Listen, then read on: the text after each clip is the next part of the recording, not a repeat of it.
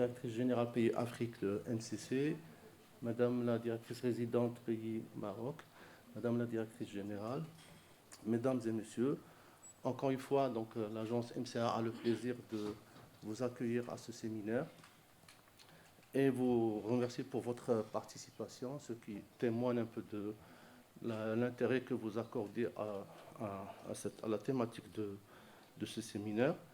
Alors, avant de présenter les objectifs du séminaire et le déroulé, je voudrais rappeler brièvement, en quelques minutes, ou donner un bref aperçu sur le compact, parce que parmi l'audience, il y a des personnes qui ne connaissent pas le compact ou qui ne connaissent pas suffisamment le compact. Donc, en 2-3 minutes, je vais vous donner quelques éléments ou quelques informations sur le compact. Alors, si vous me permettez, je vais juste, pour pouvoir voir l'écran. Alors, le compact, c'est le deuxième programme de coopération entre les États-Unis, le gouvernement des États-Unis d'Amérique à travers la Millennium Challenge Corporation et le gouvernement du Maroc. C'est un programme de coopération sur une durée de 5 ans, avec une petite rallonge de 9 mois, justement à cause donc, de Covid, donc, ce qui a permis un peu d'avoir un peu plus de temps pour faire aboutir les projets. C'est un budget aux alentours de 460 millions de dollars du gouvernement américain et une contribution du Maroc d'à peu près de 80 millions de dollars. Alors, le projet a démarré en juin 2017 et devait être clôturé en juin 2022, mais une décision a été prise donc, pour allonger de 9 mois jusqu'au 31 mars 2023, donc, ce qui veut dire que dans 2 mois, la mission de MCA, qui est une mission publique, donc, va être achevée et l'agence va être, terminée. Diapo suivant, s'il vous plaît. Alors, le compact, donc l'objectif du compact, c'est de rehausser le capital humain et améliorer la productivité de foncier. Alors, pourquoi le capital humain et pourquoi le foncier? Parce que dans la phase des analyses préliminaires et des diagnostics, un travail de fond a été fait pour mettre en exergue les contraintes majeures à une croissance économique inclusive. Et les deux parties ont convenu de mettre l'emphase sur le capital humain et sur le foncier en tant que déterminant d'une croissance économique inclusive. Et donc, c'est là ce qui a inspiré les 2 projets structurants du compact. Un projet qui consiste donc à améliorer ou à rehausser donc, ou à valoriser le capital humain dans tout le processus de préparation du capital humain, et aussi le deuxième projet, donc à améliorer la productivité du foncier, que ce soit le foncier industriel ou le foncier rural, et aussi au niveau donc, de la gouvernance du foncier d'une manière générale. Pour le premier projet, donc, il y a eu plusieurs interventions à différents niveaux, donc au niveau de l'éducation, au niveau de la formation professionnelle, mais aussi au niveau de la transition vers le marché de l'emploi ou l'emploi. Et donc, différentes activités ont été mises en œuvre, que ce soit pour une mise en capacitation ou un renforcement de capacités nationales en termes de production et de diffusion des informations, des données probantes et des évidences pour fonder la prise des décisions de l'ensemble des acteurs du marché du travail. Et parmi ces interventions, donc, il y a aussi l'activité de déploiement d'un nouveau programme avec une nouvelle façon de faire, mais essentiellement pour expérimenter cette nouvelle façon de faire, où on a donné de l'importance à d'autres acteurs du marché de l'emploi, notamment ceux de la société civile, donc les ONG, les petites associations, et voire même les agences privées, et où on a aussi d'expérimenter ou de mettre à l'épreuve tous les outils et les mécanismes donc, qui sont proposés dans le cadre de ce financement basé sur les résultats. Alors l'objectif, donc, dans le cadre de cette activité, donc, il y a eu 2 interventions. Une première intervention pour expérimenter un pilote avec cette nouvelle façon de faire, donc de l'expérimenter, de le mettre à l'épreuve, de tirer le maximum d'apprentissage au niveau du design, au niveau de la définition des résultats, au niveau des moyens de vérification, mais aussi de la qualité des résultats et essentiellement au niveau de l'impact, parce que le principe même de financement basé sur les résultats, c'est de centrer l'attention sur les résultats et sur l'impact sur les bénéficiaires. Et la deuxième intervention, c'est un accompagnement, on va dire, ou un renforcement de capacité des acteurs institutionnels clés, de manière à les doter en outils leur permettant de faciliter l'adoption de ces mécanismes de financement basés sur les résultats.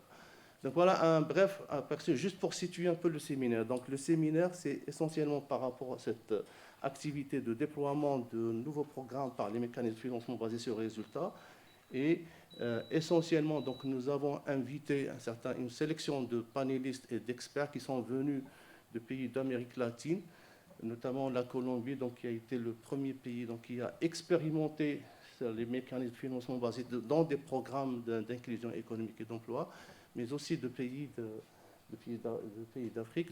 Et avec ces experts, il y a aussi les spécialistes et les professionnels donc, du Maroc, donc les représentants avec qui nous avons travaillé et dont la contribution a été très importante. Et c'est justement cette mise en débat. À travers cette mise en débat, c'est qu'on cherche à non pas avoir uniquement le côté technique, mais aussi de voir cette question de mise à l'échelle qui a été rappelée, dans laquelle a insisté monsieur le ministre, parce qu'effectivement, la problématique du gouvernement, c'est d'adresser les effectifs de masse. Mais dans le cadre de cette expérimentation, donc on ne prétend pas adresser donc, des effectifs importants. Le but, ce n'est pas d'insérer le maximum de personnes, mais c'est beaucoup plus de mettre à l'épreuve ces outils et de voir dans quelle mesure on peut les ajuster ou faire un tuning. Et aussi, il est prévu aussi on va dire, des livrables sur lesquels nous sommes en train de travailler, effectivement, sur cette question. Donc, comment on peut mettre à l'échelle ces programmes pour adresser un maximum de personnes. Donc, ce séminaire s'inscrit dans cette, on va dire, cette vision globale de voir quel retour sur expérience. Voilà. Je m'excuse. Je vous en prie, monsieur le ministre. Je vous en prie. Merci. Bon courage. Merci.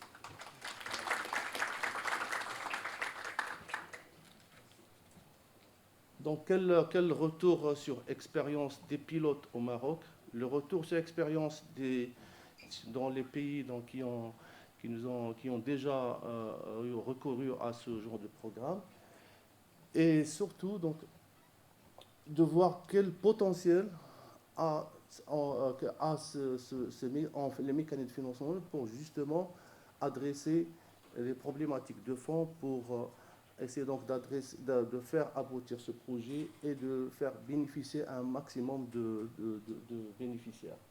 Donc nous avons pour cela, donc nous avons invité une sélection de panélistes. Et donc après cette séance, on va dire d'ouverture et d'introduction, donc le premier panel qui va commencer après la pause, c'est essentiellement donc on va dire un premier panel pour vous partager avec vous c'est quoi d'abord le mécanisme de financement basé sur qu'est-ce qu'on entend par FPR, quel est l'esprit, quelle est la logique d'intervention, quel est le schéma d'intervention, quels sont les outils, etc. Et puis on va aussi donc parler il y aura une présentation justement de l'expérience de la Colombie et comment la mise à l'échelle du programme a été entamée. Après le déjeuner, nous aurons deux autres sessions. Une session sur les perspectives internationales et futures des approches axées sur les résultats et les mécanismes de financement sur l'expérience marocaine. La première partie, donc, c'est beaucoup plus pour présenter, pour expliquer c'est quoi quel est le contenu de cette expérience marocaine. La deuxième journée, demain matin, donc on enchaînera sur la deuxième partie, donc essentiellement sur la mise en débat des panélistes, des représentants de nos partenaires institutionnels sur le retour sur l'expérience, comment est-ce qu'ils apprécient cette expérience et quelles perspectives ils voient à cette expérience.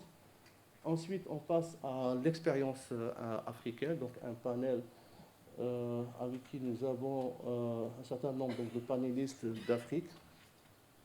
qui vont donc nous parler un peu de leur expérience et des perspectives de développement de cet outil. Et l'après-midi, donc, c'est une séance très intéressante parce que c'est dans cette séance qu'on va partager avec vous les apprentissages de cette expérimentation, donc au niveau conception du programme, au niveau mise en œuvre du programme, au niveau qualité des résultats, au niveau mécanisme ou les outils de vérification. Voilà, donc je crois que... Voilà, puis il y aura un mot de clôture à la fin, donc, comme d'habitude. Donc je vous invite à une pause café d'une dizaine de minutes et on reprend avec la première séance. Merci à vous.